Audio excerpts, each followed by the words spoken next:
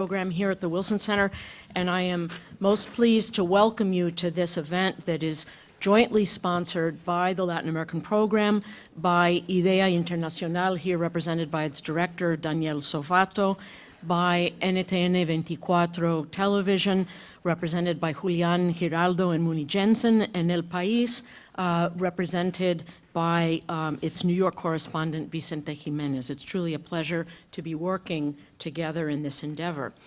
The region is coming to the end of an extraordinarily busy and active electoral cycle.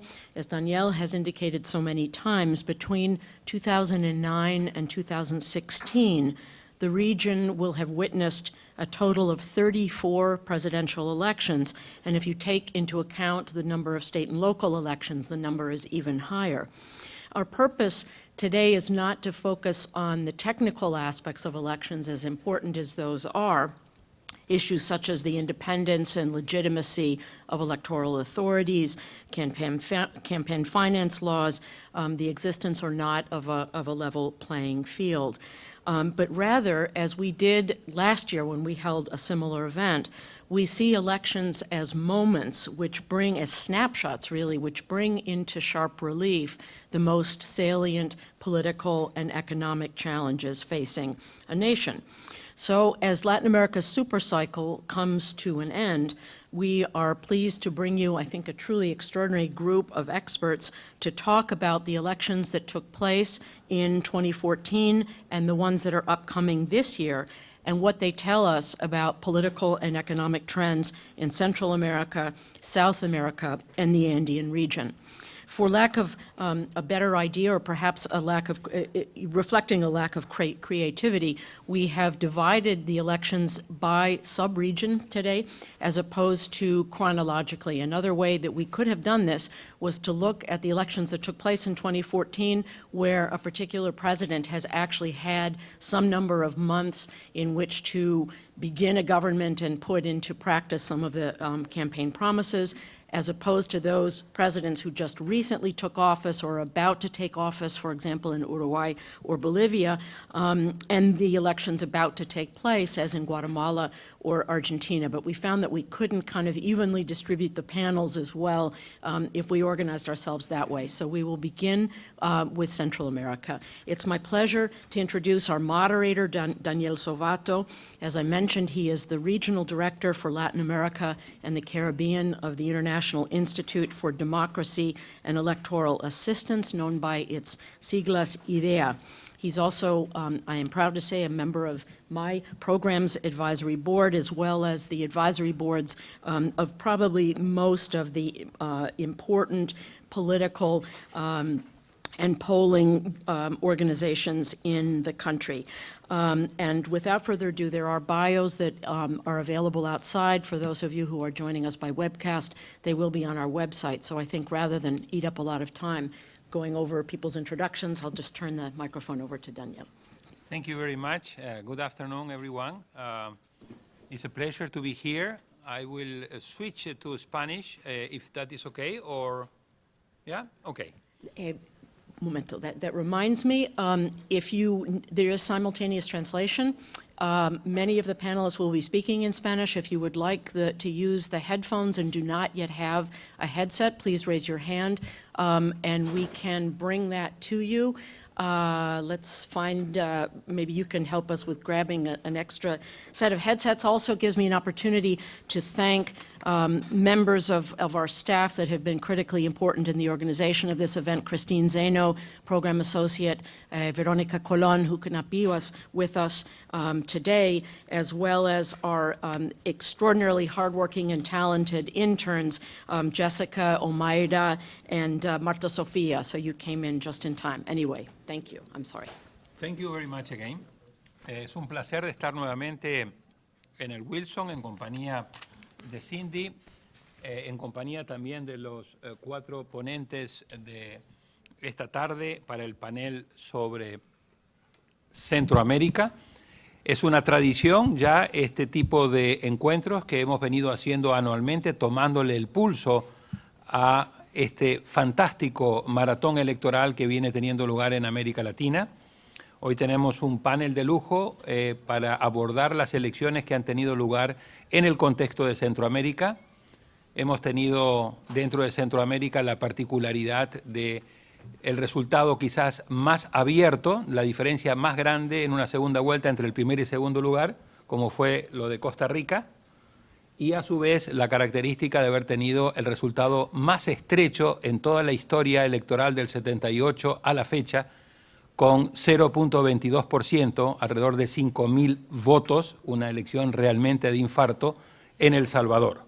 Así que también tenemos la oportunidad de contar con la experiencia de Panamá, que no rompió su tradición y apostó de nuevo a la alternancia, aunque todos los que estuvimos en Panamá ese fin de semana largo vimos los intentos muy claros del presidente Martinelli para seguir en el poder, cosa que pese a toda la inversión que hizo y a su protagonismo en exceso, violando incluso la legislación electoral, no logró.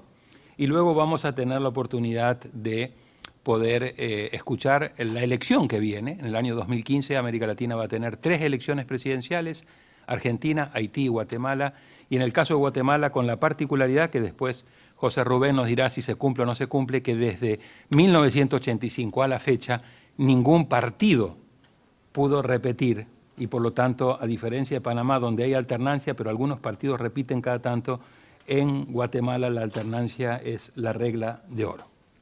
Así que tenemos un panel de lujo. Yo voy a evitar que invertamos tiempo en presentar, son todos con PhD, periodistas muy reconocidos, mucha gente con muchísima experiencia, muchos años de investigación, tienen los bios afuera, con lo cual es muy fácil, y permitirnos el lujo de escucharlo en sus análisis, que creo que es lo más importante. Le vamos a pedir primero a Evelyn que nos hable del caso de Costa Rica por 15 minutos. Vamos a tratar de ser muy estrictos en el cumplimiento del manejo del tiempo. Luego Harry nos va a hablar de Panamá. En tercer lugar, Héctor nos va a hablar de El Salvador, tanto de la elección presidencial del año pasado como de la elección legislativa y municipal que va a tener lugar ahora en marzo y que es de gran importancia para ver el equilibrio de fuerzas que se pueda producir entre el Ejecutivo y el Legislativo. Y finalmente José Rubén nos va a comentar las elecciones presidenciales de Guatemala. Después de las 4 exposiciones vamos a abrir un periodo para preguntas y después vamos a darle la oportunidad de respuesta, y si nos queda un poquito de tiempo, nuevamente preguntas. Estamos empezando unos minutos tarde, así que ojalá podamos ganar este tiempo en las presentaciones. Evelyn. Ya está prendido. Sí, ok. Muy buenas tardes, tengan todos. Realmente quiero empezar por agradecer a Wilson Center y a IDEA por invitarme en esta ocasión a presentar un poquito de las investigaciones que hemos estado haciendo en materia de sistema de partidos y elecciones en Costa Rica desde el programa Estado de la Nación. Nunca uso fotos en mis presentaciones de PowerPoint, pero creo que estas 2 fotos que están en la primera filmina evidencian un poco el cambio de panorama desde hace un año que ganó el Partido Acción Ciudadana y el presidente Luis Guillermo Solís Rivera, y la otra fotografía, la segunda, es su rostro en las últimas presentaciones públicas, un cambio bastante evidente. Tal vez empezar contándoles cómo llegó por primera vez a la presidencia de la República el Partido Acción Ciudadana. Recordemos que esta fue una elección muy atípica para el contexto costarricense. ¿Por qué fue atípica? Bueno, primero porque ganó un partido emergente, un partido nuevo, no era ninguno de los 2 partidos históricos de Costa Rica. Fue una elección atípica porque además en la segunda ronda el candidato de Liberación Nacional se retiró de la campaña, o sea, prácticamente virtualmente quedó un solo candidato para la segunda ronda. Esto nos hacía predecir una abstención muy alta en segunda ronda, o sea, la gente no iba a estar motivada si ya prácticamente había un virtual ganador, y aún así el electorado salió en la segunda ronda de manera masiva a darle un apoyo al Partido de Acción Ciudadana, que ganó con el 77% del padrón electoral. Es la mayor votación que ha tenido un presidente de la República. También fue una elección atípica porque el partido Frente Amplio, un partido autodenominado de izquierda, tuvo un 14% de votos válidos en la primera ronda. Este es el porcentaje más alto que ningún partido de izquierda ha tenido en Costa Rica, que es, dicho sea de paso, un electorado bastante conservador en estos temas. En esta elección, el comportamiento del electorado fue muy volátil. Hicimos un panel de un grupo de personas que le hicimos encuestas a lo largo de la campaña en 5 ocasiones para ver cómo iban cambiando sus preferencias. Este gráfico que está acá, que parece un televisor descompuesto, cada línea de estas es un elector de los que formaron parte del panel. Lo que quiero hacer notar de este gráfico es que las líneas amarillas… Aquí perdón, cambiaron, perdón. sí. Ay, yo estaba pensando que se pasaba solo. Pero no funciona. No funciona. ¿No funciona? PowerPoint. ¿Cómo se cambia? How do you go to the next slide? Okay. Otro. La siguiente. Ahí está. Ahí es. Ese es el televisor descompuesto que les decía. Cada una de estas líneas es uno de los electores que encuestamos en 5 ocasiones diferentes durante la campaña. La línea amarilla es el partido que ganó, el Partido Acción Ciudadana. En el primer momento que nosotros encuestamos, ese partido tenía un apoyo muy minoritario. Vean ustedes que el amarillo apenas sale en el primer momento. En el último momento, que es al final del cuadro, ya el color amarillo es predominante. ¿De dónde sacó los votos? ¿De dónde consiguió los votantes el Partido de Acción Ciudadana? Principalmente de los indecisos, que al principio de la campaña eran la mayoría, es el área gris. Esos indecisos optaron mayoritariamente por el Partido de Acción Ciudadana, pero también le robó votos de manera importante al Frente Amplio y a la Unidad Social Cristiana. Un tema que pudimos investigar para el año pasado es todo un tema nuevo que sabíamos que existía, pero no teníamos datos con qué sustentarlo. Es la debilidad de los partidos políticos como estructuras, como organizaciones propiamente. En las barras celestes ustedes pueden ver el porcentaje de líderes de partidos que entrevistamos que dicen que su partido desaparece cuando no hay elecciones. Muchos de ellos ni siquiera tienen sedes físicas cuando no hay elecciones. Los más grandes tienen menos de 3 sedes físicas en todo el país permanentes.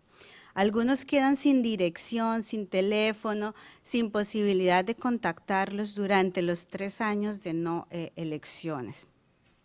Esto afecta directamente el principio de representación política, porque cómo unas organizaciones con estas características institucionales va a hacer el ejercicio de agregación de intereses de la población si prácticamente no existen durante las campañas. Este tema es un aspecto fundamental para entender además la situación política hoy en día, la debilidad de la estructura partidaria. Bueno, en esta elección atípica llega el Partido de Acción Ciudadana y don Luis Guillermo se toma un buen tiempo para hacer su gabinete, para nombrar sus ministros, en lo que hemos considerado un gabinete bastante ecléctico. Las principales figuras del gabinete vienen de otras fuerzas políticas, vienen del Partido Unidad Social Cristiana o vienen del movimiento social, eran líderes del movimiento social, de la economía social, por ejemplo, solidaria, del cooperativismo, de movimientos estudiantiles. Estos son sus cargos principales. El resto de los ministros del gabinete son personas que participaron en la campaña electoral, pero con poca experiencia en la gestión pública.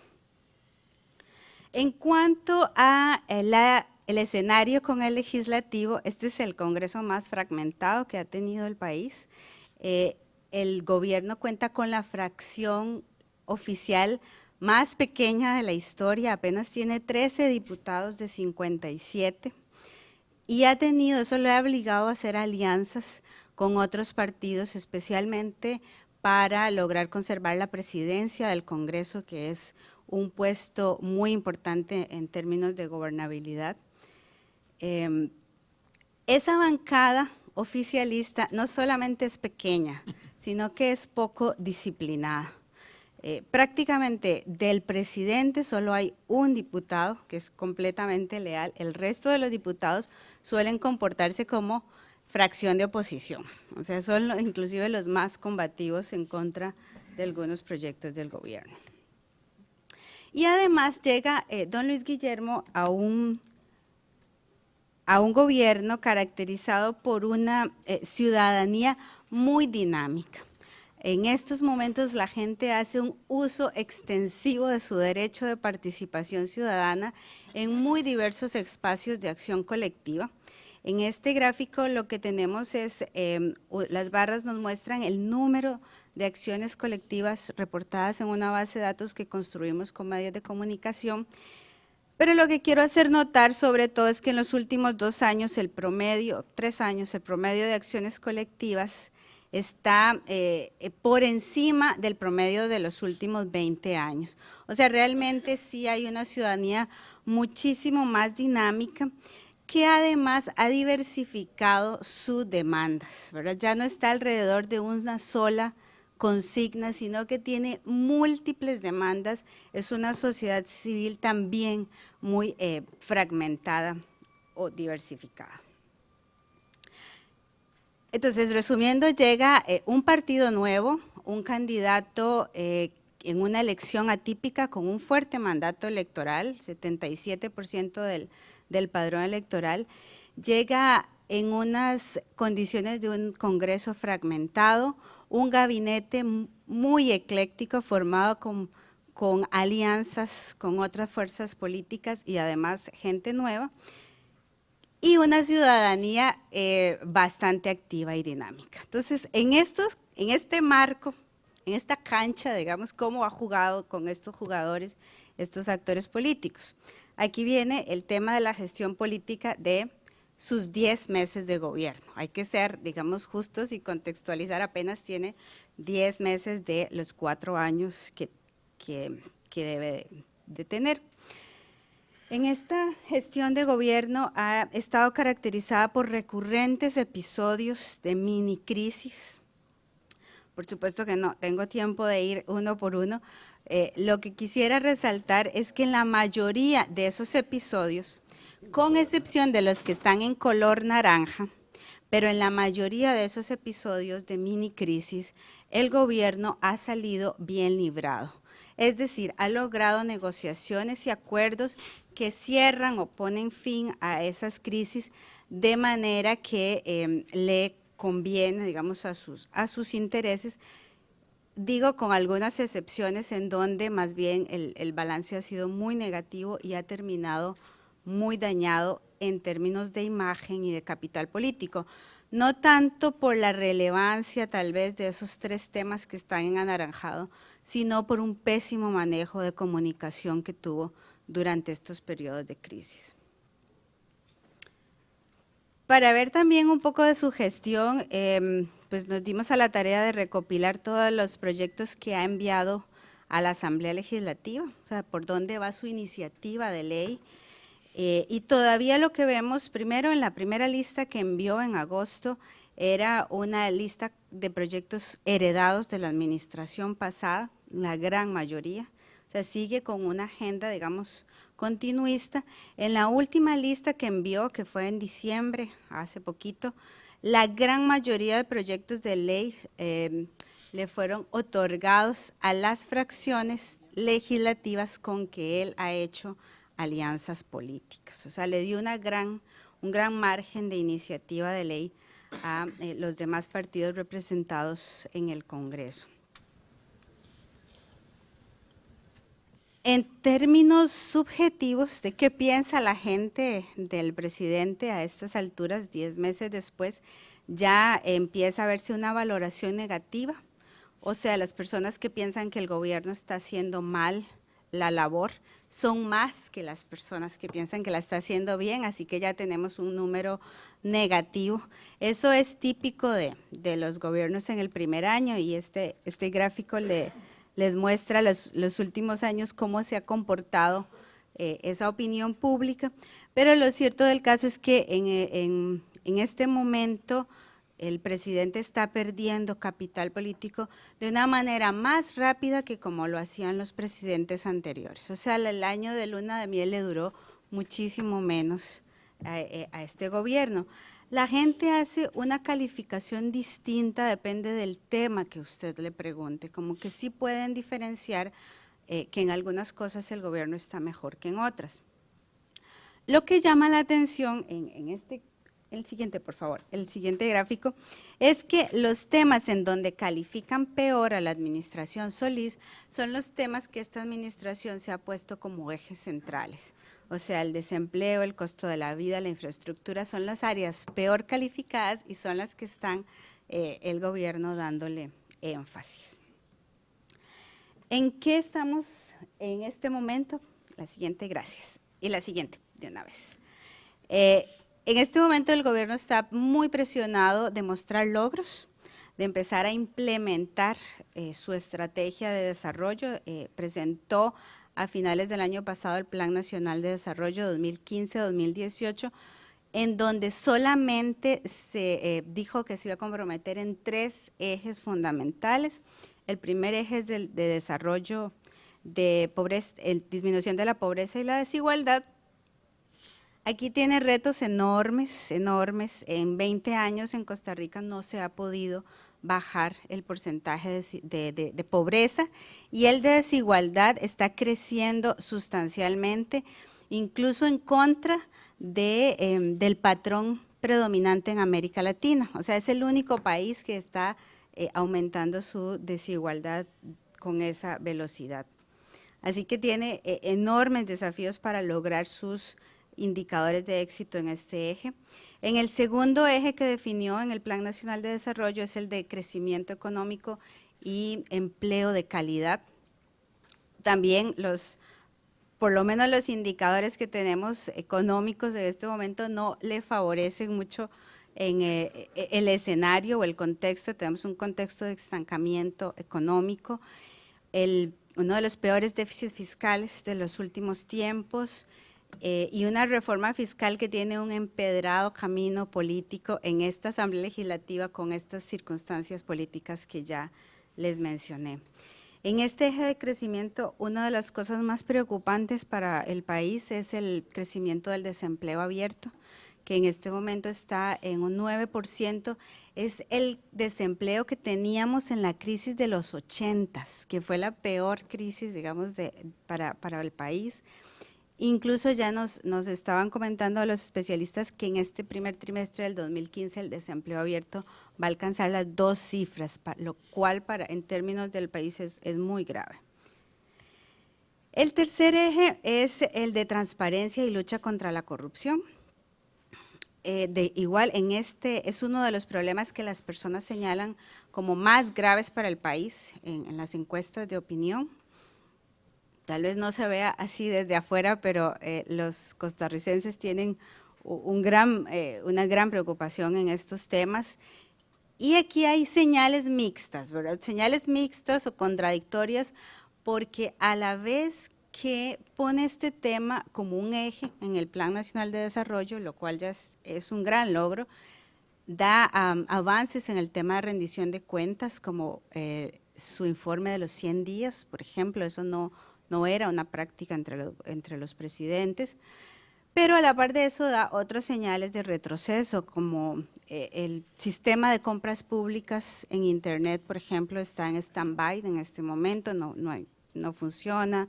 Hay un plan de gobierno abierto estancado que tampoco se implementa, y serios cuestionamientos a toda una filosofía que él prometió de la Casa de Cristal. En resumen, ¿cómo llega el presidente actual y el Partido Acción Ciudadana actual a la presidencia?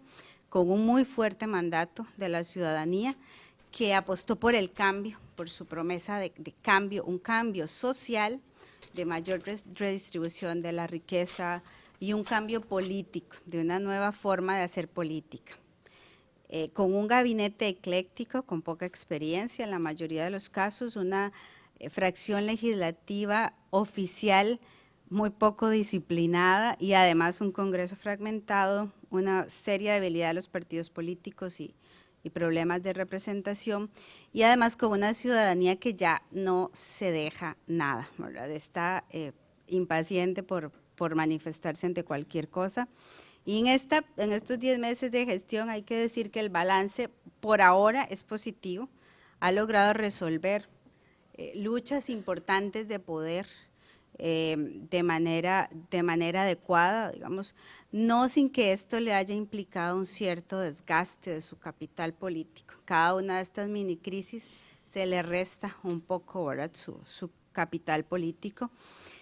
Una pésima estrategia de comunicación hasta el momento, y ante esos escenarios sus indicadores de éxito en el Plan Nacional de Desarrollo se ven bastante cuesta arriba, ¿verdad? Ahora, solo para terminar, hay que decir que en los costarricenses en general tenemos bastante tendencia a autoflagelarnos y pensar que estamos en crisis. En realidad, la democracia costarricense no está en crisis, o sea, sigue manteniendo fortalezas históricas importantes como su régimen de libertades, su Estado de Derecho, la tutela de derechos, la participación ciudadana. ¿Qué fue lo que se descompuso tal vez en los últimos años? Fue sobre todo el principio de representación política. No estábamos acostumbrados a tener esas crisis de representación política en el sistema bipartidista anterior, y además el mecanismo de toma de decisiones, o sea, la ejecución y la gestión de las políticas públicas. Ese sería un poco el balance y la presentación del caso. Gracias. Muchísimas gracias, Evelyn. Excelente tu presentación. Gracias también por no solamente la calidad en cuanto al contenido, sino por respetar el tiempo. Esto demuestra que los latinoamericanos, cuando nos ponemos las pilas, podemos cumplir con el tiempo. Así que es un ejercicio de ejemplo. Harry, cuéntanos un poco sobre Panamá, no solamente sobre la elección, sino sobre la coyuntura tan importante que está viviendo el país, incluido el tema del expresidente Martinelli, la fuerte ofensiva del presidente Varela en materia de lucha contra la corrupción. Te oímos con mucha atención. Bien. Gracias, Daniel. Antes que todo, gracias a los organizadores por la invitación, a Wilson Center, a NTN 24, el diario El País y a IDEA. El tiempo es poco, aún así yo voy a dividir mi presentación en 4 partes. Creo que hay que hablar un poco primero sobre el contexto económico, que creo que es importante para entender las elecciones y sobre todo las elecciones panameñas. La segunda parte sería hablar sobre los cambios en el sistema de partidos panameño, ahí hablaría de los resultados. Hablar un poco de cómo fueron esas elecciones de mayo de 1994, creo que ahí también hay algunas particularidades importantes. Y finalmente, pues hablar de la gobernabilidad, las proyecciones de la gobernabilidad del 2014 al 2019. Bien, hablemos un poco sobre el contexto. Hay que tener en cuenta que Panamá perfeccionó su estado a partir de 1999 con la reversión del canal, con la reversión completa del canal y las áreas adyacentes. Eso ha hecho que, digamos, poco a poco las fuerzas productivas del país realmente hayan empezado a desatarse. Y esa situación ha llevado a que a partir del 2004 la economía panameña, el Producto Interno Bruto panameño ha estado creciendo mucho, realmente mucho, incluso llegando en algunos años, el 2007 fue uno de esos años en los que creció en dobles dígitos. Y aquí pueden ver en la gráfica, la primera que pongo, que precisamente desde 2004 hasta 2013, Panamá es el país que más ha crecido económicamente, el segundo país que más ha crecido económicamente en todo el mundo. Solamente le ha superado China con ese crecimiento extraordinario que tiene desde hace ya muchos años. Eso no es poca cosa, yo no es que sea un gran creyente en la medida del Producto Interno Bruto para definir los éxitos de un país, pero un país que crece en estas tasas, pues todo empieza a cambiar. Yo creo que es un elemento importante para tener en cuenta. Habría más cosas, pero de la mano de eso, yo creo que la gráfica que aparece, la siguiente gráfica, también muestra algo que es muy importante para cualquier país y seguramente lo es también para Panamá. Panamá en los últimos 15 años ha triplicado su presupuesto, el Estado panameño ha triplicado su presupuesto. O sea, eso es una cosa extraordinaria. No sé, no he hecho la comparación con otros países, quizás los colegas en la discusión puedan comentar algo, pero creo que no hay muchos países en la región centroamericana que hayan triplicado su presupuesto en 15 años. Otra vez, eso cambia todo, no solamente hay más dinero para las políticas públicas, sino que también se abren mayores posibilidades para la corrupción, se evidencia de mejor manera cuáles son las debilidades de la administración pública panameña, una administración pública que ha sido calificada como una de las peores de toda América Latina. De repente se encuentra con un presupuesto triplicado. Eso es muy bueno, pero también crea, como he dicho, algunos problemas. Y sin duda las élites panameñas se han diversificado. Durante todo el siglo XX, las élites panameñas solamente tenían prácticamente una posibilidad económica, que era todo lo vinculado al canal y a la zona de tránsito, pero ahora hay más posibilidades que han venido de la mano, ese círculo virtuoso que se ha creado en la economía. Se ha reducido la pobreza, contrario a lo que ha pasado en Costa Rica, de 48% en el 2002, ahora la pobreza está en 27%, ha sido una reducción importante.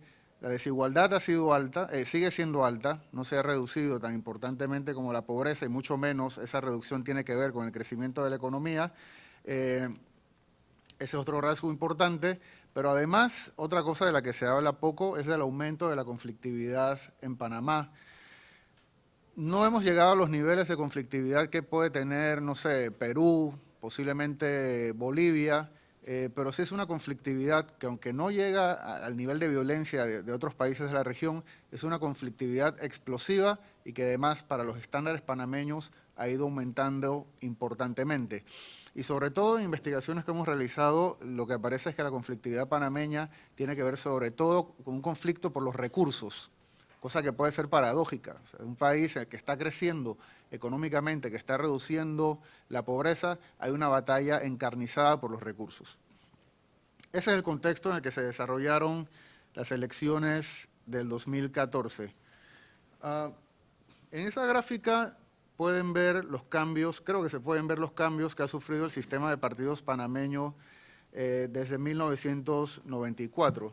Si ven, había un corto trazo en el que había dos partidos importantes, el PRD y el Partido Panameñista, y luego, a partir de 2004, vino la debacle del partido, perdón, estas son las legislativas, allí. Aquí el corto trazo de los años 90, que era el sistema de partidos heredado del régimen autoritario. A partir del 2004 vino la debacle del Partido Panameñista y allí comenzó a cambiar el sistema de partidos. Estas elecciones del 2004, en su momento, fueron calificadas como elecciones desviadas. Se había cambiado todo el formato del sistema de partidos. Pero las elecciones del 2009 confirmaron que las elecciones del 2004 no habían sido un desvío, sino que habían sido unas elecciones de realineamiento. Y ese realineamiento que se confirmó en el 2009, se volvió a confirmar quizás más claramente en el 2014. El sistema de partidos panameño ha cambiado de ser un sistema en el que había dos partidos importantes que lideraban dos coaliciones bastante estables. Ahora ha pasado a ser un sistema de partidos con tres partidos importantes. El Partido Panameñista, el PRD, que han sido los partidos importantes históricamente, y el Partido Cambio Democrático, que era el partido del expresidente Martinelli. Y pueden ver el resultado tan estrecho que hubo, que también era en alguna medida una novedad para la democracia panameña. 30% el partido más votado, que fue el Partido Panameñista, 28% el Partido Cambio Democrático, 26% el del PRD. Como ven, fueron unas elecciones bastante estrechas en las que ganó la oposición, pero era una oposición que había pertenecido al partido, al gobierno durante 27 meses. Y luego vamos a hablar un poco de eso cuando hable de cómo fueron esas elecciones. Y está el otro resultado que creo que es importante, que es el resultado de las elecciones legislativas. Allí el comportamiento de los partidos ha sido un poco más estable históricamente, pero también se puede ver el realineamiento del sistema de partidos panameño con 3 partidos importantes: el PRD, Cambio Democrático y el Partido Panameñista. ¿Cómo fueron esas elecciones de 1994? Yo creo que uno de los datos más importantes lo recoge el informe de observación de la OEA. Ahí utilizaron una palabra que a mí particularmente me llamó mucho la atención. Dijeron que el gasto en las elecciones panameñas había sido exorbitante, y sin duda lo fue. El costo de cada voto, según los datos del Tribunal Electoral de financiamiento privado, cada voto en la elección panameña costó $31. Solamente en las elecciones del 2009, cuando pude hacer la comparación entre los costos de cada voto en las elecciones centroamericanas, el costo de los votos panameños en el 2009 había sido de $15. Ya era el voto más caro de toda América Central. Y 5 años después pasamos de 15 a $31 por cada voto. Sin duda es un valor exorbitante para cada uno de esos votos. Eso sin tomar en cuenta el financiamiento público que también reciben las campañas electorales. Eso sube el costo de cada voto en Panamá a algo más de $40 por voto. Me parece que es muy alto, creo que vale la pena hacer esa comparación, no le he hecho aún. Así que sí, fue una campaña financieramente exorbitante, hubo mucha presencia de la campaña negativa, pero muchas veces en la política panameña se tiene la campaña negativa como un resultado, digamos, de la mala voluntad de los candidatos. Yo creo que sobre todo sucede que la campaña panameña tiene una preeminencia de temas transversales. O sea, los temas que se discuten en las elecciones panameñas son aquellos temas en los que todos básicamente estamos de acuerdo. O sea, se habla, no sé, de la corrupción. Todo el mundo está de acuerdo que no debe haber corrupción. O sea, ahí no hay discusión.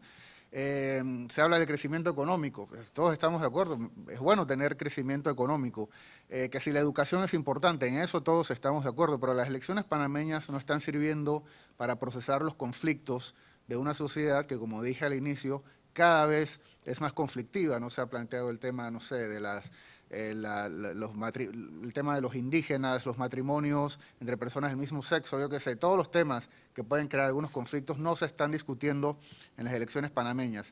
Y cuando hay temas transversales que dominan la campaña, es normal que entonces pasemos a criticar a los individuos, porque ya los temas no son importantes, y ahí surge la campaña negativa en buena medida. Hubo una primera experiencia con la libre postulación presidencial. Algunas corrientes de opinión tenían muchas esperanzas en esa figura.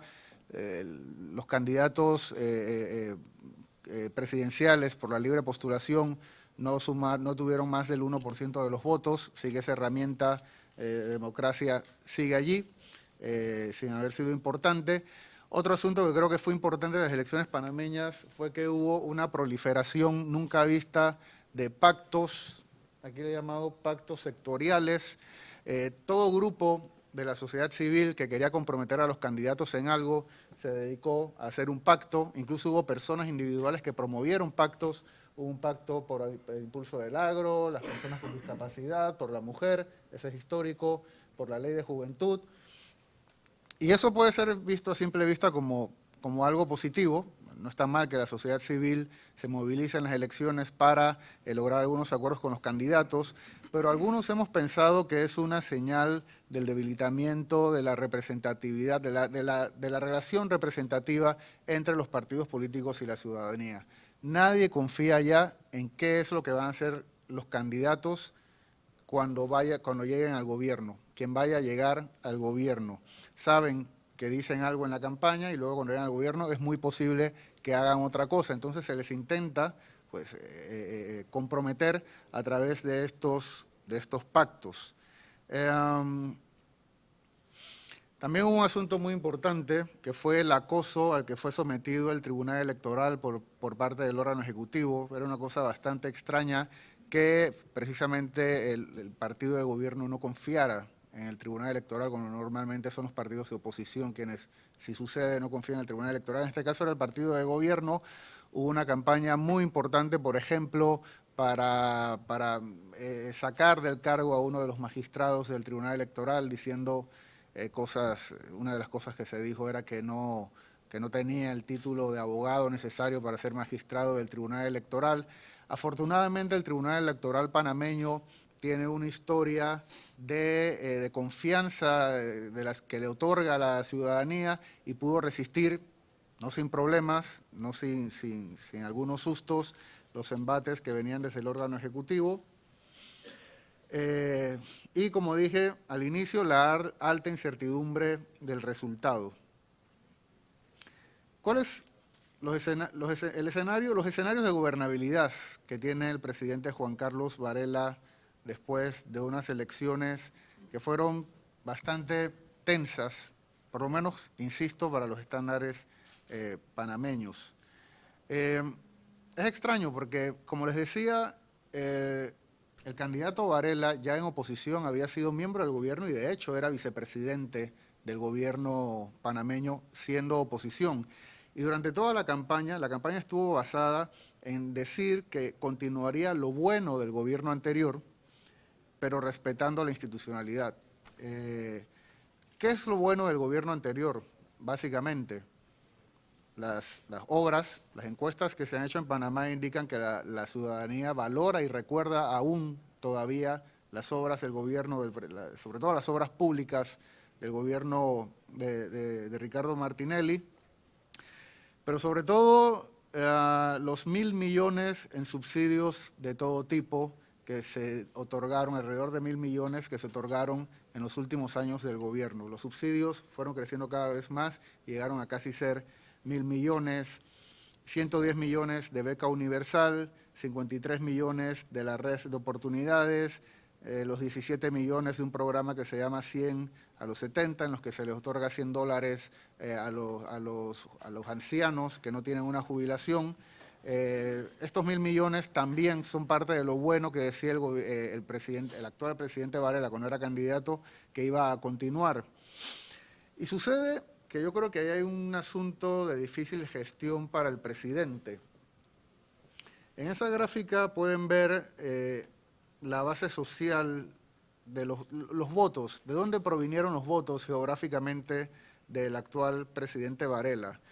Y como se puede ver, sobre todo los individuos, o sea, los mayores apoyos del presidente Varela vienen de las personas que viven en las ciudades del interior, las personas que viven en las zonas rurales medias y las personas que tienen altos ingresos. Ahí hay unas expectativas que son bastante difíciles de conciliar. Las personas que tienen altos ingresos quieren, sobre todo, que se ataque a la corrupción y que se acabe con los subsidios. Lo ven como un problema, lo ven como un foco de corrupción, lo ven como un foco de clientelismo, lo ven como una señal de ineficiencia del Estado y de la economía, del modelo económico panameño. Pero esa población de las zonas rurales sí necesita y quiere que los subsidios no solamente se mantengan, sino que se profundicen y crezcan en el país. Y además, como les decía, esta base de altos ingresos y de los ingresos medios, también los componentes de la sociedad civil, que son voceros de estos segmentos de la población, pues no son, ¿cómo decirlo?, le dan poco margen de maniobra política al gobierno. El gobierno tiene una bancada, la tercera bancada más pequeña del órgano legislativo, con 16 diputados, ha tenido que lograr un pacto con otro de los partidos de oposición, cosa que no le parece muy buena idea a los miembros de la sociedad civil, pero que es absolutamente necesaria para poder gobernar. Entonces creo que ahora y en el futuro el presidente Varela va a tener algunas dificultades para gestionar esas expectativas que son bastante disímiles. Como les decía, la bancada es pequeña, tiene un aliado con 25 diputados, pero que es un aliado chantajista. Por cada cosa casi que diría como es normal, por cada cosa, cada proyecto que quiera adelantar el órgano ejecutivo va a tener que otorgar algo a cambio. Además es un aliado que tiene una crisis política importante. Están los casos de corrupción, que es parte de lo que le pide la base social del gobierno, casos de corrupción muy importantes que están siendo investigados, incluyendo al expresidente Martinelli. Y, bueno, por último, ya que se me ha acabado el tiempo, recientemente el gobierno ha presentado su plan estratégico, al que está obligado a presentarlo, lo que va a hacer durante los próximos 5 años, que no coincide completamente con el plan de gobierno, de allí pues los pactos sectoriales que pide la ciudadanía, y las inversiones que está haciendo, que pretende hacer el gobierno, no solamente tienen que ver con cumplir con hay una deuda muy importante que dejó el gobierno anterior, sino también precisamente continuar todas esas obras que empezó y que debe seguir haciendo el nuevo gobierno. Bueno, lo dejo hasta allí. Gracias.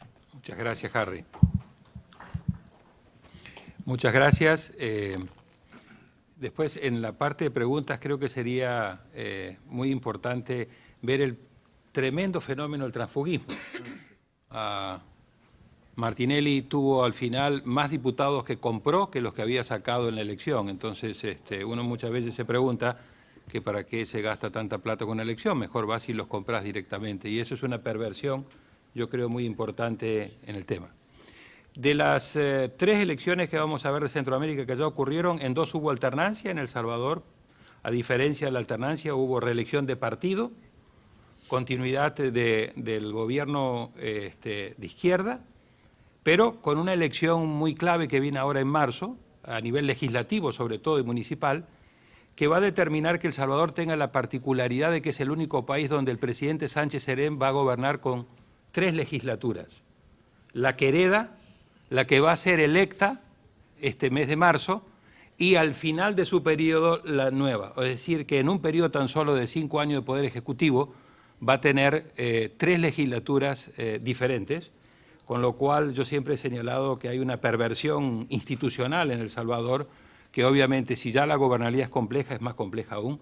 Y sobre todo creo una particularidad que sería muy bueno, Héctor, que nos cuentes, es el rol cada vez más creciente que está teniendo el Poder Judicial, particularmente la Sala Constitucional, en hacer reformas electorales, en ir cambiando la dinámica institucional. Héctor, tus 15 minutos. Gracias. Como ustedes están lejos para acosarlos con los papelitos, te los voy a mostrar de aquí. Gracias. Bueno, muchas gracias por invitarme a hablar sobre mi país aquí en el Wilson Center. Vamos a empezar a hablar del norte de Centroamérica, que a pesar de lo graves que puedan verse los problemas en Costa Rica y en Panamá, en el norte de Centroamérica la cosa creo que es correcto decir que son bastante más graves, sobre todo en términos de violencia, de inseguridad ciudadana, y en términos económicos los ritmos de crecimiento sobre todo de Honduras y El Salvador han sido mucho menores, incluso que Guatemala, que es el otro país que conforma el llamado Triángulo Norte de Centroamérica, y que los vecinos del sur, ¿no? Sobre todo Costa Rica y Panamá, con la excepción hecha de Nicaragua. Bueno, para hablar brevemente del contexto electoral, de lo que ha pasado. Efectivamente, el año pasado hubo una elección presidencial que terminó con el quinquenio, son 5 años de presidencia del presidente Mauricio Funes, que llegó a la presidencia en 2009 como candidato del FMLN, y eso marcó un hecho histórico porque marcó la primera alternancia en el Poder Ejecutivo desde la firma de los acuerdos de paz de 1992 que pusieron fin a la guerra civil de 12 años, y para muchos esa alternancia en la práctica marcó una especie de final feliz al acuerdo político que se fundó en 1992. Yo no estoy de acuerdo con eso, pero sí hay que decir que en el ámbito puramente político sí marcó un avance importante, porque veníamos de 20 años de gobierno del Partido Conservador, que tradicionalmente ha sido el representante de las élites económicas en El Salvador, a un gobierno de la otra mitad de la población, porque eso creo que es el primer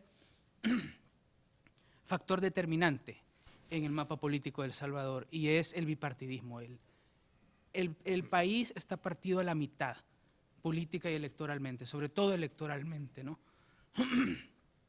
Y esta elección presidencial lo demostró. El presidente Sánchez Serén y el FMLN ganaron la primera vuelta con una diferencia importante, pero no suficiente para… ganaron la primera vuelta, pero no ganaron en primera vuelta. Es decir, lograron una ventaja importante sobre el candidato del Partido Arena, el alcalde saliente de San Salvador, pero no lo suficiente para ganar en primera vuelta, porque no lograron el 50% más uno. Hubo luego un mes más de campaña entre la primera y la segunda vuelta que se dio en marzo del 2014, y por diversos factores, que no voy a entrar a analizar aquí, la brecha se cerró abruptamente a una diferencia de décimas porcentuales, ¿no? Entre 5.000 y 6.000 votos. Entonces llegamos al resultado electoral final con un país partido electoralmente, ¿no? Esto creo que es todavía el reflejo de la bipolaridad política que El Salvador heredó de la guerra, ¿no? Cuando el FMLN, la exguerrilla, se convirtió en partido político en 1992, empezó a participar en los ciclos electorales y empezó a afianzar su poder electoral, primero en los municipios, en las elecciones municipales, sobre todo cuando en 1997 ganó por primera vez y se mantuvo 12 años en la alcaldía de San Salvador, de la capital. Y luego obtuvo mayorías legislativas durante varias elecciones, nunca una mayoría calificada de 56 votos, 2/3 de 84 diputados, pero sí mayorías simples.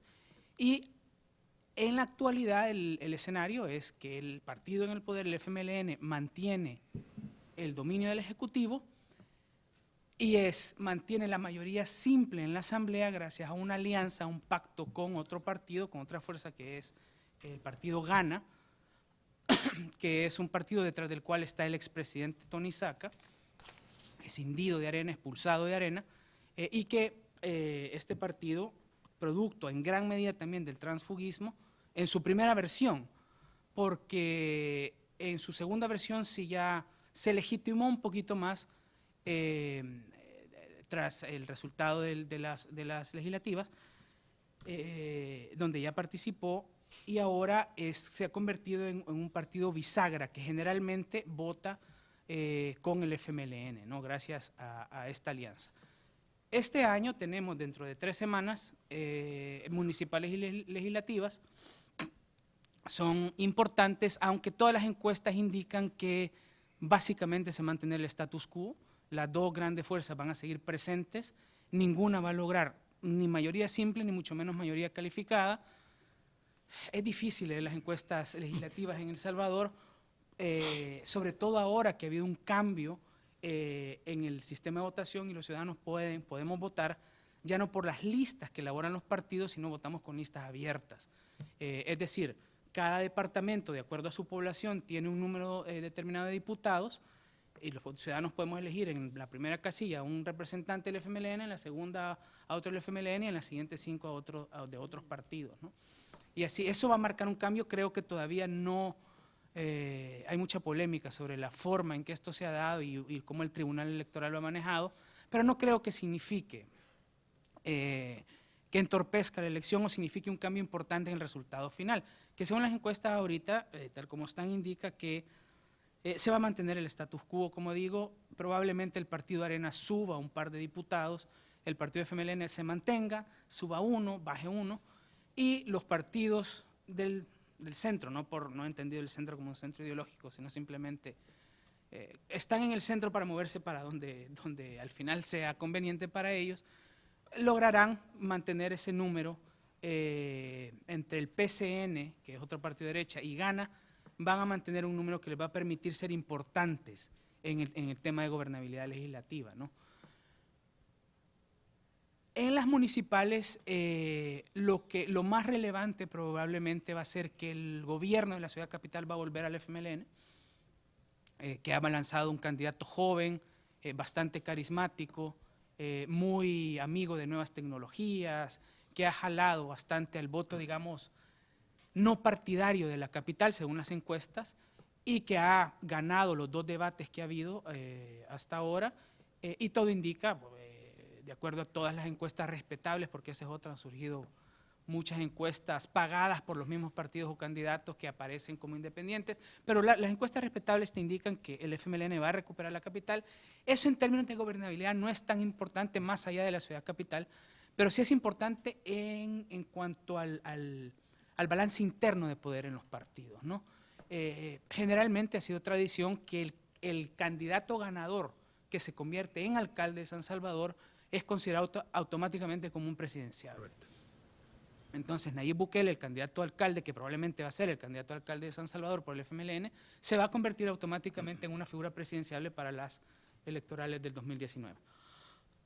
En el partido Arena, la municipal, no el resultado, porque todo indica que va a perder, sino un hecho que ha sido poco analizado y poco reporteado también por los medios de comunicación en El Salvador, fue el cambio abrupto del candidato ya nombrado, que era el ex candidato presidencial y alcalde de San Salvador, el doctor Norman Quijano, por un nuevo candidato, que es un diputado, Edwin Zamora, un político de nueva ascendencia en el partido Arena.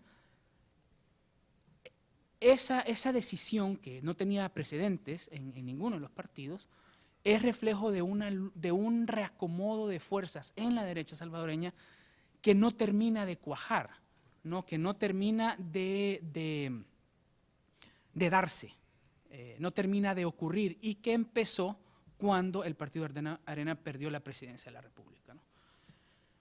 Ese es el mapa electoral. En términos generales, lo que estas elecciones marcan, más allá de las coyunturas específicas de este momento, creo yo, es la consolidación del bipartidismo, la consolidación del sistema político heredado de la guerra, ¿no? Que ha significado en términos prácticos que la gobernabilidad en El Salvador haya estado atada a los intereses particulares, tanto en el Ejecutivo como en el Legislativo, y hasta hace muy poco en el Judicial, de esos 2 partidos, ¿no? El Arena primero escribió el manual sobre cómo copar los poderes del Estado para atender sus intereses particulares, y el FMLN aprendió muy rápido, ¿no? La excepción ha sido el órgano judicial. La Corte Suprema de Justicia, elegida durante la gestión del presidente Funes, por la Asamblea Legislativa, la Sala de lo Constitucional ha mostrado una independencia de criterio inédita también. Hasta la elección de esa sala, las salas de lo Constitucional y las Cortes Supremas habían estado también al servicio o a las órdenes del partido en el gobierno, sobre todo del partido Arena, ¿no?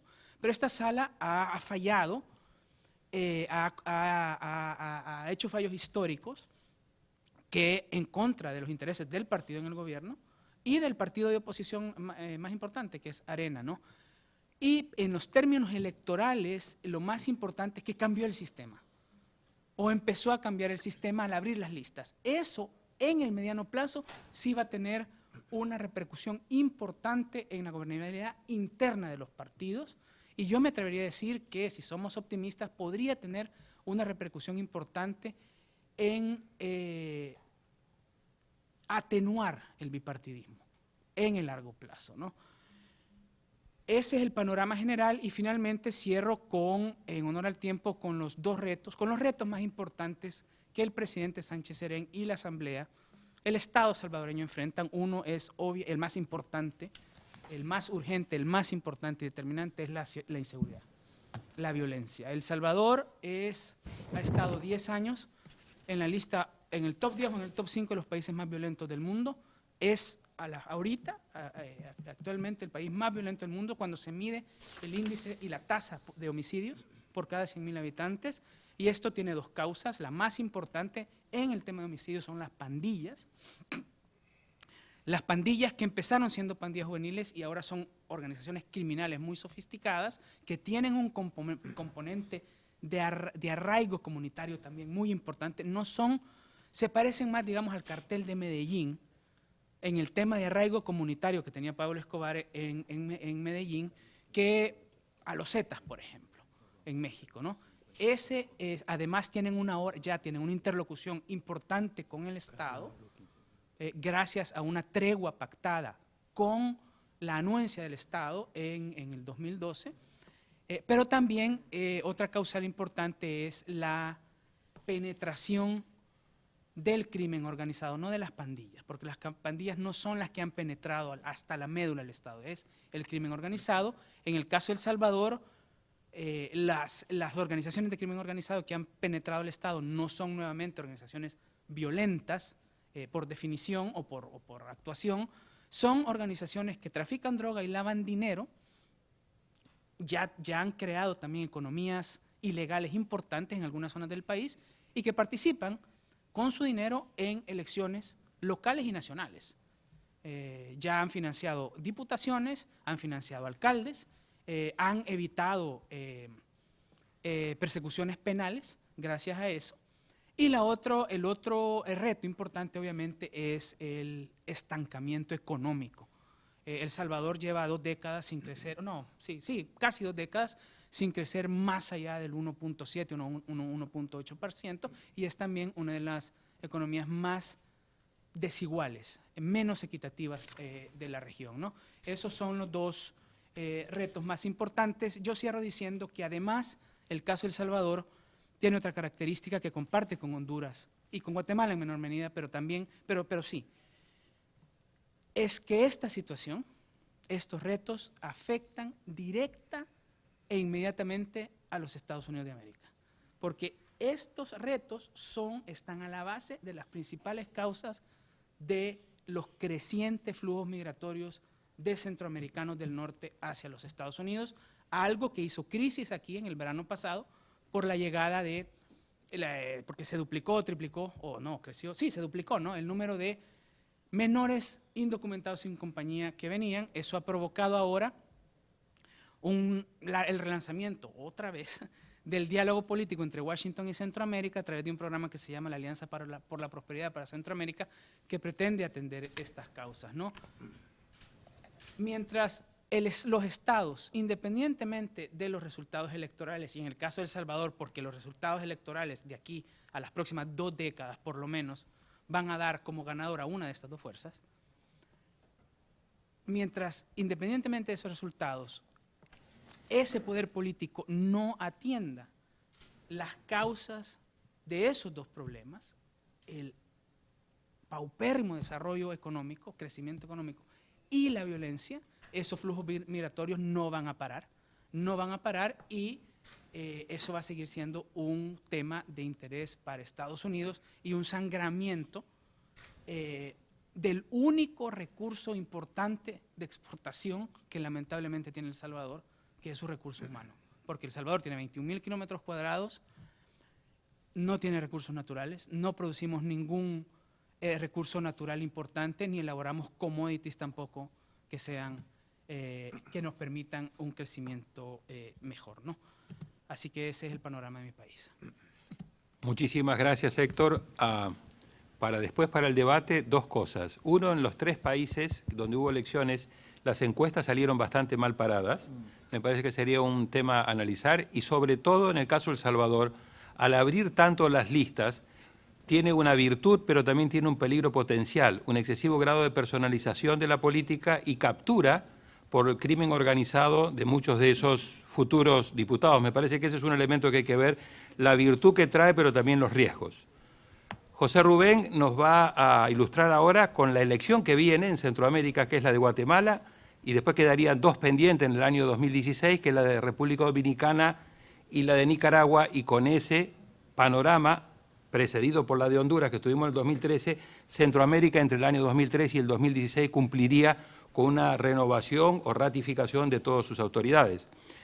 Como, si bien él comparte con nosotros el ser politólogo y tiene un PhD por Salamanca, pero fundamentalmente todos los que lo conocemos y lo admiramos, lo conocemos más por su sombrero de periodista, fundador de varios periódicos, reconocido como uno de los 50 periodistas más destacados del siglo XX, y va a tener un ángulo diferente por su profesión. Entonces, nos gustaría mucho, José Rubén, que nos cuentes cómo ves el tema de Guatemala, de cara a esta próxima elección dentro del Triángulo Norte. Tuvimos 2 países más bien de la parte sur de Centroamérica, ahora vamos a tener 2 países en el Triángulo Norte. Me escribe de Salamanca, la virtud de la maravilla de la tecnología, que dice que nos están siguiendo de cerca, Flavia Freindeber, pero que el sonido no es muy bueno, entonces les ruego que cuando hablen se acerquen lo más que puedan al micrófono para que también los amigos que desde Europa nos están escuchando y siguiendo puedan tener un buen audio. Muchas gracias a los anfitriones, de manera particular a Wilson Center y a IDEA, también al auditorio por dedicarnos esta tarde a compartir reflexiones y la óptica que cada uno de nosotros tenemos sobre nuestros países. Más que hablar, suelo escribir y he preparado un documento que quisiera compartir con ustedes. Nos daban algunas líneas, algunos ejes que podían servir de base, me parecieron, en el caso de Guatemala, un poco superfluos, ¿verdad? Porque al final de cuentas, detrás de escenas en Guatemala suceden otro tipo de cosas que van a determinar el futuro del país en la siguiente década, por lo menos. En la última década, la economía de Guatemala ha mostrado tasas de crecimiento reales significativas. Incluso en el 2014 experimentó una expansión del 4%, más alta que el promedio regional, excluyendo, por supuesto, el caso panameño. Aún mostrando estos importantes ritmos de expansión económica, el crecimiento no alcanza para todos. Desde una perspectiva cínica, hay mucha gente que sigue sobrando, que no tiene cabida, que no encuentra respuestas. Cada año ingresan 200,000 jóvenes al mercado laboral, 200,000 jóvenes, y solo el 40%, perdón, solo el 20%, es decir, 40,000 consiguen un trabajo formal. Los 160,000 jóvenes restantes, es decir, el otro 80%, solo les queda como destino posible la informalidad, los mercados laborales ilícitos, las maras, la economía criminal y, en el mejor de los escenarios, la migración hacia los Estados Unidos de América. Las grandes mayorías de guatemaltecos están excluidas social, política, económica y jurídicamente, viven en la marginación y la miseria. El racismo, la polarización y la radicalización ideológica son atroces. Es cierto, firmamos la paz en el 96, sin embargo, el país sigue en sus trincheras ideológicas y seguimos en guerra caliente, diría yo. La riqueza está en pocas manos y la brecha entre ricos y pobres es abismal y creciente. Guatemala es el país más desigual en el hemisferio más desigual del mundo. El 50% de los niños menores de 5 años padecen desnutrición crónica y por lo tanto tienen un destino lleno de limitaciones y carencias. Guatemala es el primer país de Latinoamérica y el tercero en el mundo con mayores niveles de desnutrición crónica de niños menores de 5 años. Debido al avance tecnológico, de la tecnología, la educación y el conocimiento, la brecha entre Guatemala y los países desarrollados, los países del norte del mundo, ha aumentado de manera descomunal. A la par del avance de la tecnología, la educación y el conocimiento del primer mundo se han venido acentuando, siguen acentuándose, un deterioro en los términos de intercambio. El poder de compra del país en términos reales se ha reducido drásticamente. Los motores que explican el crecimiento de la economía son insuficientes para mejorar las condiciones de vida de nuestra gente. Salpican a la población pobre y marginada de manera muy limitada y con ostensible lentitud. La carga tributaria ha sido muy modesta, como constante, la evasión, elusión y el contrabando voluminosos. Compartir con ustedes el déficit fiscal para este año se estima en 2.7 millardos. El contrabando, el impacto fiscal del contrabando es de 14 millardos de quetzales. Es decir, que podríamos cubrir el déficit fiscal y tener unos 10 millardos de ahorro público de superávit. Sin embargo, va al bolsillo de los mandatarios, de los funcionarios, de los ministros del país. Los últimos 6 años se han caracterizado por un nuevo ciclo de políticas fiscales moderadamente expansionistas, pero recurrentes, con déficits fiscales imprudentes e insostenibles en el mediano y largo plazo. con el agravante, y ese es uno de los temas fundamentales en Guatemala, de que el gasto y la inversión pública carecen en absoluto de transparencia, calidad, impacto social, privilegian la opacidad y la corrupción voraz e insaciable de la cleptocracia, que tiene capturado nuestro sistema político. Mientras tanto, la deuda pública interna y externa se han duplicado en los últimos 7 años.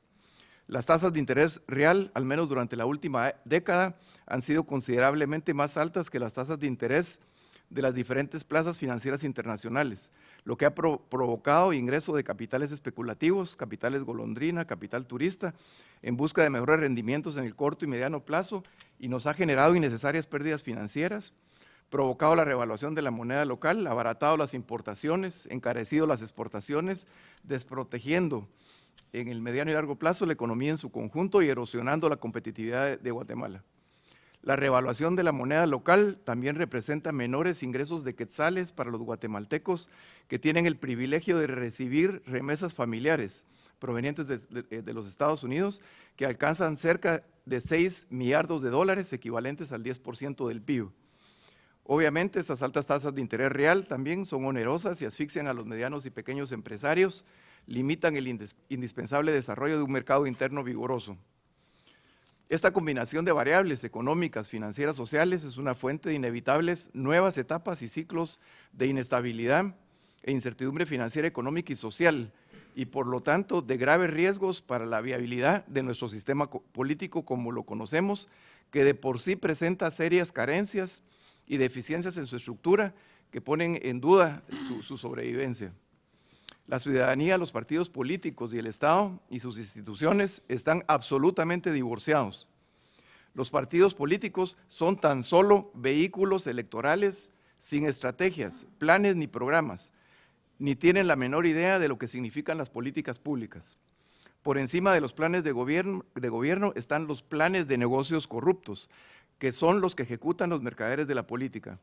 Los partidos son autocráticos, caudillistas, verticales y cerrados, y están en manos de cleptócratas cuyo único objetivo es salir vertiginosamente del anonimato financiero. La participación política es restringida y no existe articulación social ni liderazgos visibles. No existe la igualdad de oportunidades políticas y se requieren hoy en día al menos de 100 millones de dólares para que un candidato y su partido político puedan ser competitivos en la contienda electoral.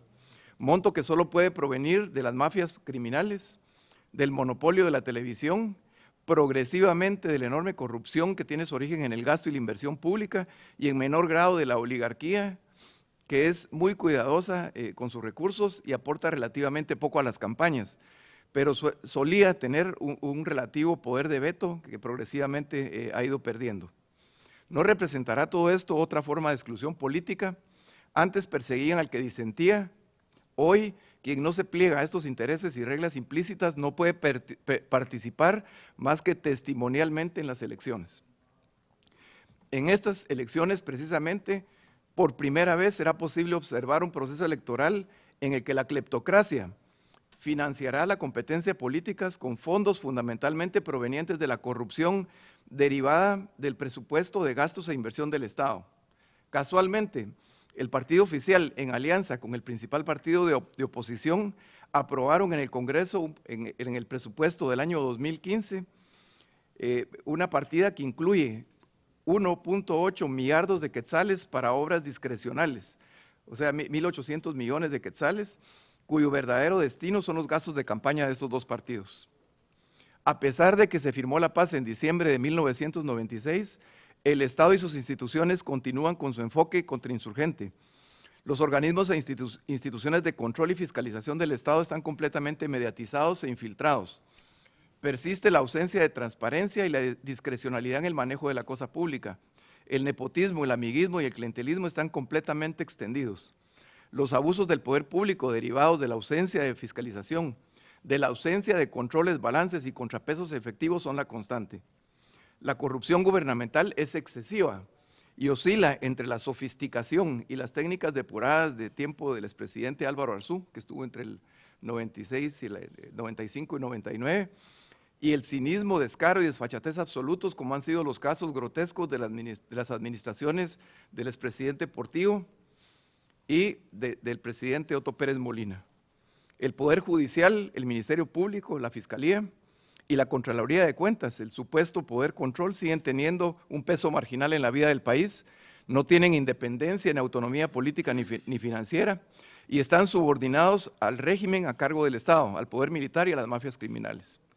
De manera insólita, en pleno siglo XXI, son nuestros presidentes, en alianza de intereses con las mafias criminales, la cúpula militar de turno, grupos reducidos del sector privado, quienes ostentan, abusan y se enriquecen del poder público de manera autoritaria, intolerante y abusiva, ignorando y dejando de lado las necesidades básicas de las grandes mayorías marginadas de la población. Nuestra democracia, y tal vez para mí es la parte clave de mi plática, es un pequeño párrafo, ha sufrido una metamorfosis siniestra y se ha transformado en una cleptodictadura que elegimos cada 4 años, que cogobierna con las mafias criminales, básicamente con los carteles de las drogas, el poder militar de turno y unos cuantos intereses privados. En cuanto a la educación, que todos coincidimos es uno de los únicos atajos en la indispensable búsqueda de la igualdad de las oportunidades y el desarrollo, Guatemala sigue respondiendo a las necesidades y requerimientos del ayer, ignorando la educación del mundo de hoy, más aún las exigencias del mañana. La cobertura educativa es baja y pobre en calidad, los recursos destinados por el Estado para la educación de los niños y jóvenes es muy reducida y más bien tiene como único objetivo mantener el apoyo político gremial de los maestros al régimen de turno. La enorme insuficiencia del capital humano es una de las características distintivas de Guatemala. Es más, Guatemala no cumplió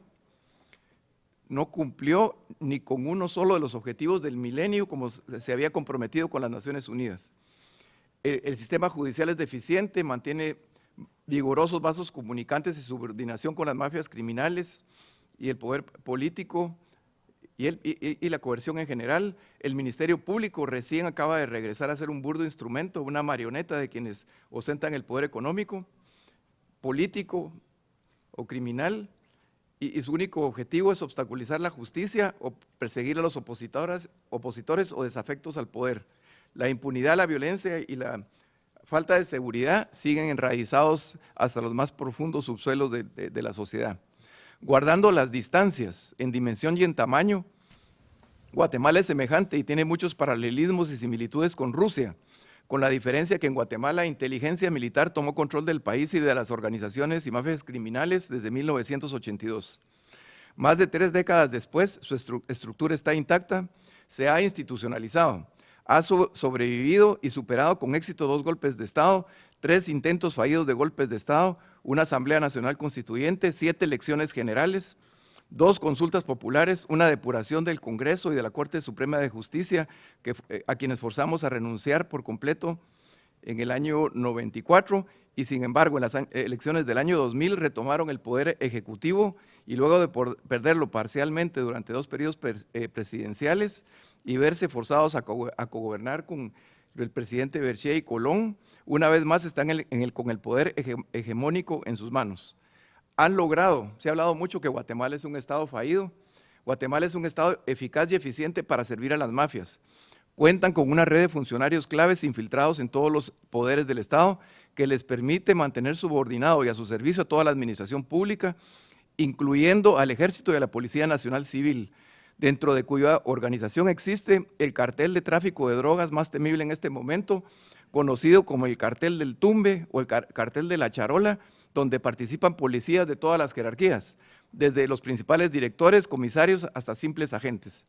Las elecciones en Guatemala son una simple formalidad, cuyo costo se ha duplicado en los últimos 4 años que se disputan entre cleptócratas y en las que la ciudadanía ha dejado de creer que sirve como un mecanismo legítimo para elegir al presidente ladrón, al cleptodictador de los siguientes 4 años, que hará cogobierno con las mafias criminales y algunos intereses privados.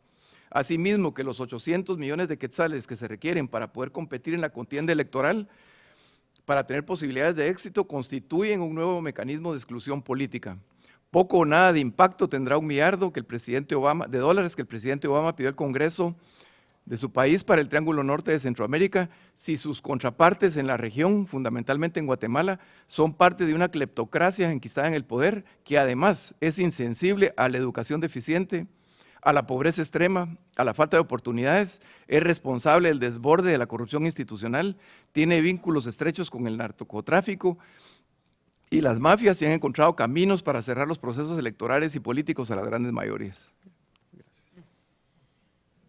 Bueno, con ese panorama tan desgarrador, que obviamente invita al debate y al diálogo, abrimos un periodo de preguntas. Les ruego que utilicen micrófono, que se identifiquen y que hagan una pregunta o un comentario breve para que dé la oportunidad de que podamos tener también la respuesta de nuestros ponentes.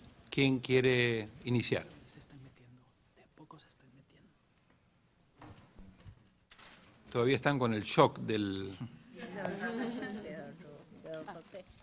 Tal vez si me permiten, ¿Un comentario? un comentario pequeño. Sí. Recién salido del horno. Con el micrófono, porque si no, no. Estamos en...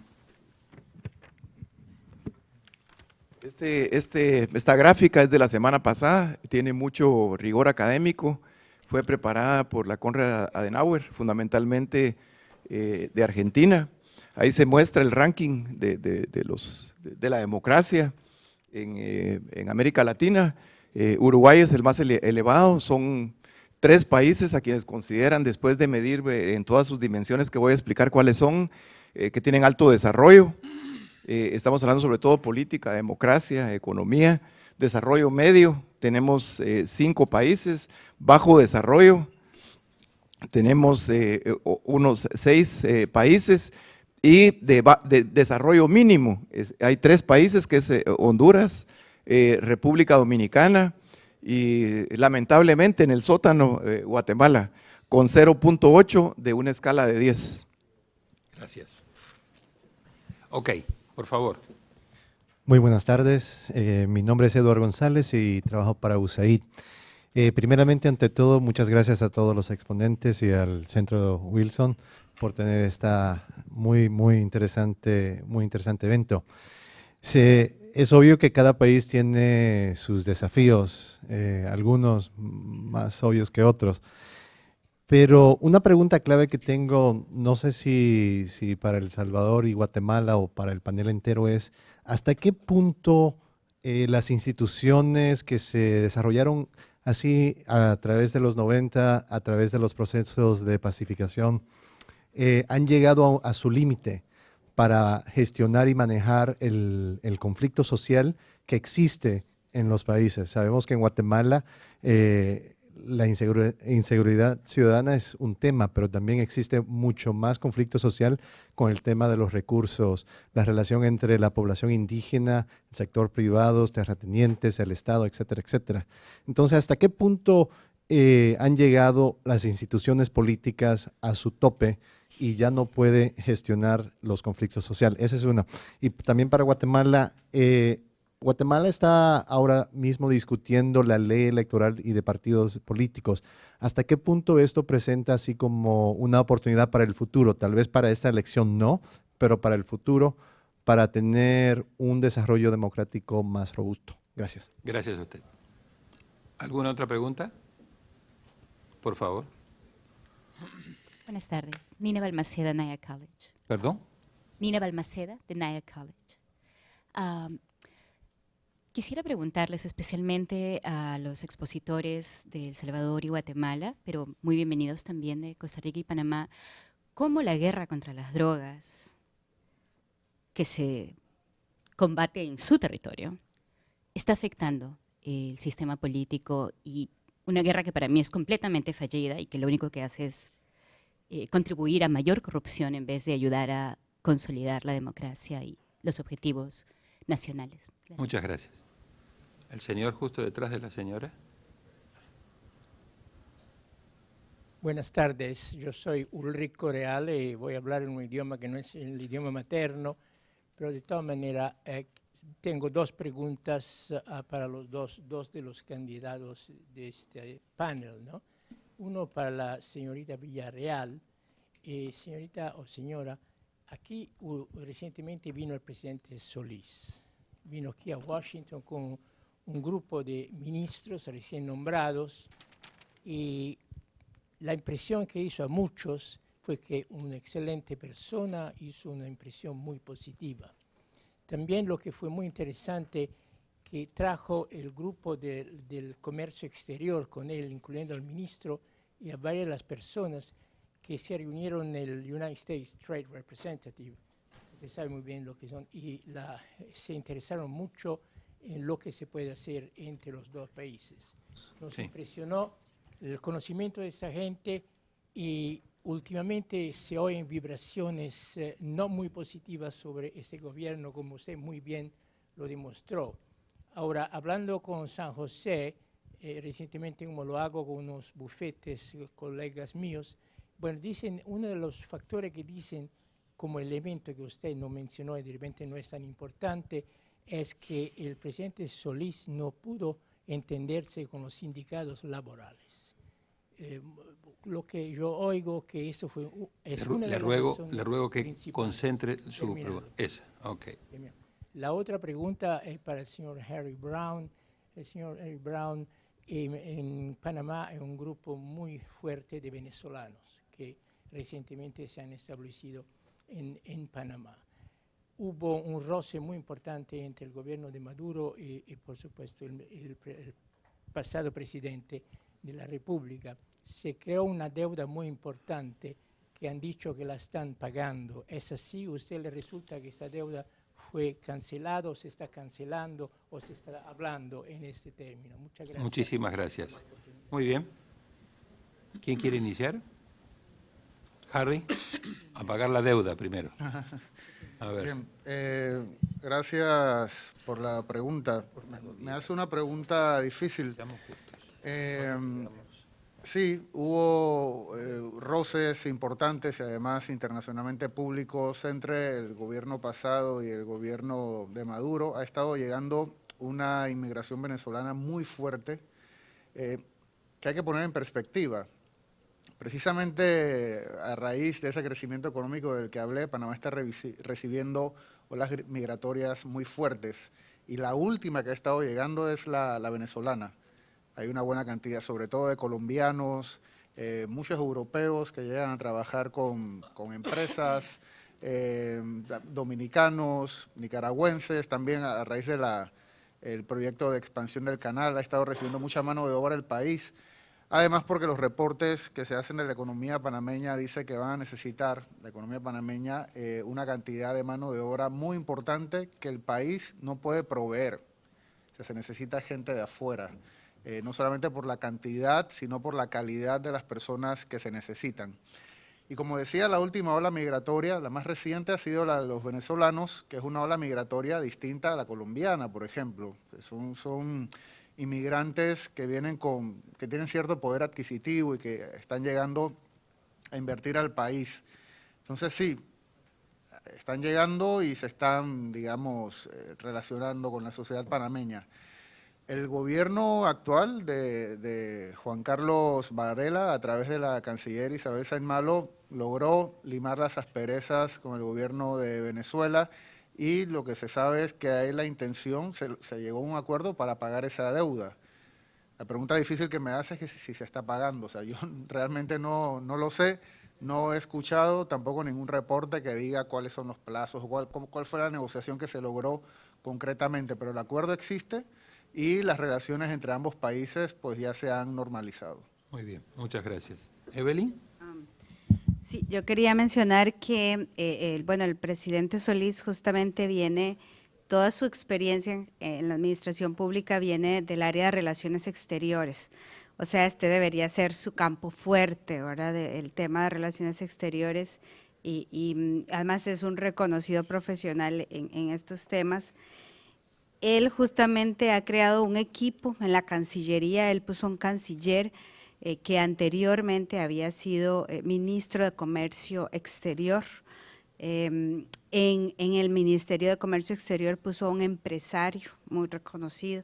Entonces ha ido creando, digamos, una fortaleza en ese sentido de un equipo con miras a seguir promocionando las exportaciones de Costa Rica en el exterior, que es un modelo que le ha dado el éxito, digamos, la plataforma que tiene ahora. Con relación a su relación con los sindicatos, en realidad la percepción a lo interno es todo lo contrario a lo que le informaron, o sea, más bien es un gobierno bastante pro sindical, ¿verdad? Ha podido manejar dos huelgas muy importantes, una huelga de maestros y una huelga de puertos, que son los sindicatos más fuertes del país, y pudo manejar ambas huelgas justamente porque tienen su equipo, gente allegada y que proviene además del movimiento sindicalista. Concedió un aumento muy importante a empleados públicos. Fue la primera vez que la negociación de los aumentos no fue ninguna crisis ni ninguna noticia, porque llegaron rapidísimo a un acuerdo. Así que más bien lo que se ve a nivel interno es que este gobierno tiene muy buenas relaciones con los sindicatos, con cooperativas, con asociaciones solidaristas. Digamos, con este sector más de economía social está bastante bien posicionado hasta ahora. Muchas gracias. Héctor.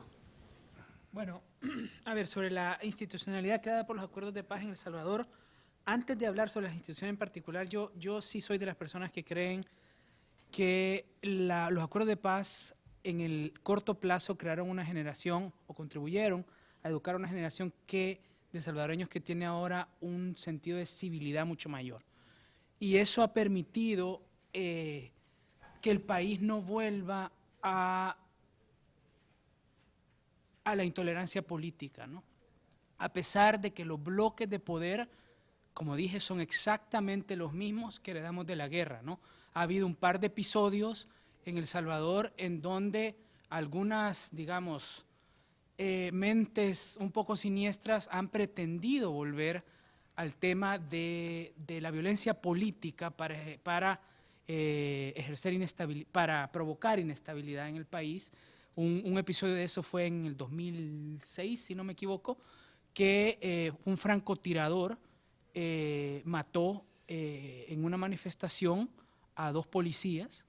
Eso provocó mucha sensación de inestabilidad y la sensación de que era posible volver a una situación de convulsión política, ¿no? Pero yo creo que el sistema en general funcionó para evitar eso, ¿no?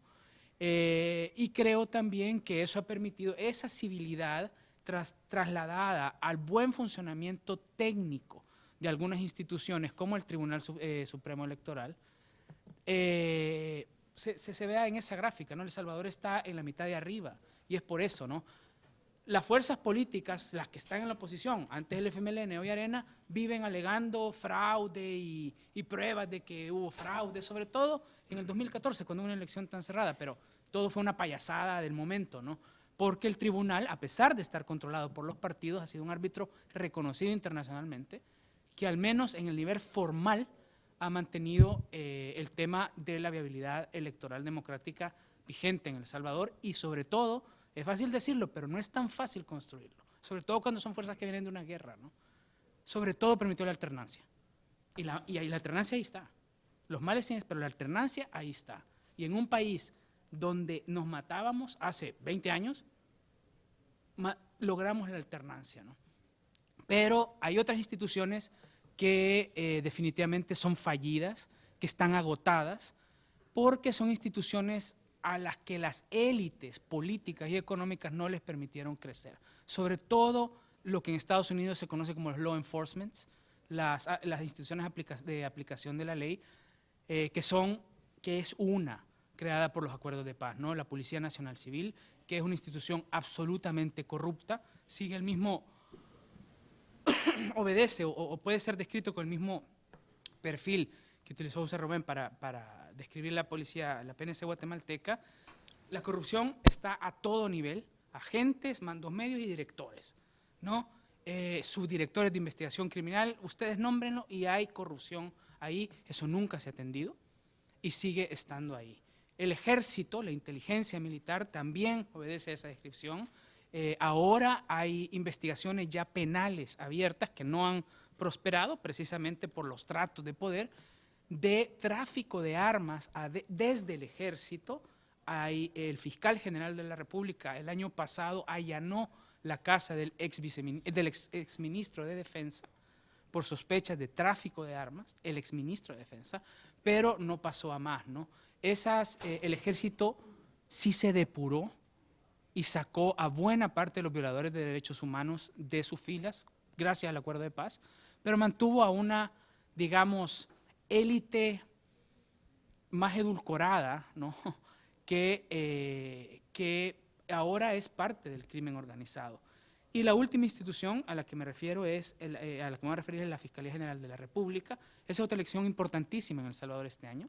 No es una elección popular, es una elección que hacen los diputados, o sea, por eso se llama elección de segundo grado, ¿no? Que es del fiscal general de la República. Desde La Paz, desde nunca, pero esperábamos que con La Paz, pero no hemos tenido a la fecha un fiscal general, ninguno, que haya tenido un impacto importante en el combate al crimen organizado, en la disminución de los índices de violencia. En cuanto a la guerra a las drogas, empezó a ser alimentada por la administración del presidente Reagan, pero bueno, nació enferma, ¿no? Nació con la operación Irán-Contras en El Salvador, en El Salvador y Honduras y Guatemala, y lo que hizo lo que ha hecho la guerra a las drogas, o lo que hizo durante las décadas pasadas, fue precisamente alimentar esa cleptocracia, sobre todo en las instituciones de aplicación de la ley, ¿no? Los agentes de la Policía Nacional Civil, los comisionados de la Policía Nacional Civil, han recibido muchos reconocimientos aquí en Estados Unidos por su buen papel en la lucha en la guerra contra las drogas, pero son oficiales corruptos, y los índices de tráfico, las cifras de tráfico no han parado. O sea que para mi criterio es un fracaso esa guerra. Muchas gracias, Héctor. José Rubén. Tal vez compartir con ustedes, a raíz de tu pregunta, las instituciones están completamente rebasadas para, digamos, los objetivos lógicos para los que fueron construidas, ¿verdad?, desarrolladas. Sin embargo, como decía, aunque son fallidas para eso, son eficaces y son eficientes para darle apoyo y sostén a actividades tales como el narcotráfico, el robo de vehículos, el tráfico de armas. Cabe decir que uno de los mayores proveedores de armas del narcotráfico es el propio ejército, la policía de Guatemala. Hay incapacidad también de lidiar desde criminalidad común, maras, crimen organizado y también en conflictos, digamos, por el agua, hidroeléctricas, petróleo. Es complicadísimo y no hay gente profesional en el desarrollo y ejecución ahí de políticas públicas o mediación de esos problemas, ¿verdad? Tenemos el problema que la clase política del país, esta cleptocracia, es otra clase, que solo representa sus propios intereses, no representa a la sociedad en su conjunto. La reforma de la ley electoral, pues, evidentemente va a pasar por la cleptocracia y por el narcotráfico, entonces es difícilmente que ellos se quieran hacer el harakiri, ¿verdad? Tendría que haber una revolución de algún tipo. Bueno, hoy en día, digamos, establecer el imperio de la ley sería una revolución, ¿verdad? Eso es ambicioso y optimista, no digamos un cambio de sistema. Y decir que siento que el gran desafío es alguna forma diferente, innovadora, de poder enfrentar el narcotráfico. Yo pienso que América Latina debería de tener de México a la Argentina, aunque le afecta menos, por lo menos Centroamérica, Ecuador, Perú, Colombia, Venezuela, deberíamos de tener un zar de la diplomacia que tiene que ver con el narco. Entonces, tal vez, como son países proveedores y también países de trasiego, si tenemos un solo interlocutor, podemos sentar a Estados Unidos, a Washington, para hablar con seriedad del asunto. Mientras tanto, hablar de un millardo o de otros paliativos, pienso yo que es engañarnos nosotros mismos, ¿verdad? Y para mientras, nuestros países siguen descapitalizándose de sus mejores personas, de la gente más preparada, generaciones de jóvenes que vinieron a estudiar aquí ya no regresan, ¿verdad? Y cada vez nos quedamos con gente que es interesante decirles esto. En el pasado hablábamos de que el político era inmoral. Era inmoral porque le enseñaron en su casa la moral. Entonces, si tenés moral, podés ser inmoral. Pero ahora tenemos un nuevo grupo de gentes que son amorales. No los podemos ni juzgar porque no entienden. Yo hablo con el candidato que posiblemente van a las elecciones y me dice, mira, ¿y en cuánto vendes el titular de primera página del periódico? No lo vendo. Y la página principal tampoco. Y las noticias que sacas en broma los domingos, menos. Me dice, no sos empresario. No sabes, ¿verdad? Simplemente no comprenden. Es gente amoral. Y es difícil lidiar como sociedad con un liderazgo político con esas características. Sí, Evelyn. Solo un minuto para referirme a su pregunta sobre los impactos de la lucha contra el narcotráfico. Es que creo que hay dos áreas que están siendo fuertemente impactadas, pero que son invisibilizadas, porque muchos de los esfuerzos se van a la parte coercitiva, ¿verdad?, de mejorar las policías y en realidad en las instituciones del Estado en Centroamérica que están sufriendo más es el área de justicia, de los sistemas penales y los sistemas carcelarios. Esos son en realidad los embudos de la lucha contra el narcotráfico, porque al final todo tiene que pasar por ahí, o sea, los que tienen que sancionar son los jueces y a donde van a ir es a las cárceles. Y esa lucha no le ha dado recursos a esos dos sistemas. En el caso de Costa Rica, por primera vez, digamos, ahorita tenemos un préstamo del BID dedicado a cárceles. Es el primer país que recibe un préstamo internacional para el sistema carcelario. Todos los demás recursos se habían destinado a la parte de la coerción, ¿verdad? Y nada al sistema judicial, ni mucho menos al sistema de cárceles. Muy bien, quiero agradecer de manera muy especial a Evelyn, a Harry, a José Rubén y a Héctor. Creo que todos hemos disfrutado de un excelente panel, muy buenas presentaciones, obviamente sujetas a diferentes interpretaciones, mucho diálogo. Es una región que ha hecho avances. A mí me gustaría destacar aquellos que estuvimos en El Salvador la noche de la elección, cuando Quijano, no reconociendo el triunfo, invocó a las Fuerzas Armadas a las 10:30 de la noche, 11 de la noche. Ese fue un punto muy grave en un país donde invocar a las Fuerzas Armadas con resultado de una elección en un país como El Salvador, en una noche como esa, realmente fue estremecedor ver cuál fue la reacción del sistema. A las 10 de la mañana el Tribunal Electoral dio sus resultados definitivos y Arena, aunque apeló, lo hizo por la vía judicial y aunque después refunfuñó, terminó aceptando la decisión final del órgano electoral y trató de acudir incluso a la sala constitucional. Es decir, ese momento es de una Centroamérica, al menos en el caso de El Salvador, diferente, para un país que tuvo una larga guerra y muy trágica. Ahora viene una nueva agenda, vienen desafíos muy importantes, pero son desafíos en democracia y son desafíos que hay que encontrar la solución en democracia, muy graves todos ellos, muy complejos todos ellos, con una Centroamérica que presenta diferencias, no es lo mismo la parte sur y los problemas de Costa Rica y hasta cierto punto los problemas de Panamá con los problemas del Triángulo Norte, pero creo de que esto nos permite identificar la nueva agenda de los desafíos tan importantes que la región de Centroamérica está enfrentando con sus particularidades y creo que cuando veamos las otras dos mesas también nos va a permitir también tener una idea más acabada de lo que pasa en región andina y lo que está pasando en el cono sur. Así que muchísimas gracias, creo que hemos cumplido con el tiempo y con la calidad. Hacemos un breve paréntesis de 5 minutos nada más para reorganizarnos y luego volvemos y les pido un fuerte aplauso para los ponentes.